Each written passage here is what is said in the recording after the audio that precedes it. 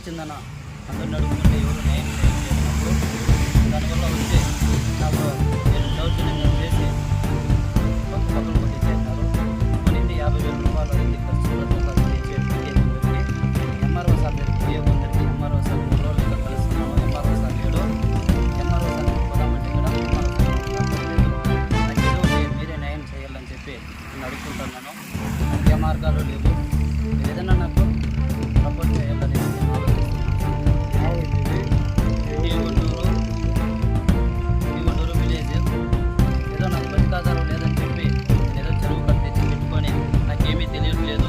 తెచ్చి పెట్టేస్తున్నాను. తెచ్చిపెట్టిన తర్వాత నేను ఎత్తేస్తానని చెప్పాను. విఆర్ఓ గోవింద్ సార్ వచ్చిందను నాకు తెలియకుండా నేను పోయి బండి పిలుచుకొస్తానని చెప్పి కొందరికి నేను పోయి వచ్చేలాగా బండి పెట్టిన ఏ బండితో తప్పించేసినాడు సార్. మీరే న్యాయం చేయాలనేసి నేను అడుగుతున్నాను. 50,000 రూపాయలు సార్ ఇచ్చినాము. వాళ్ళు అనుకొని విఆర్ఓతో మాట్లాడమని చెప్పారు. విఆర్ఓ వచ్చి ఎంఆర్ఓ పర్మిషను ఎంఆర్ఓ ఏం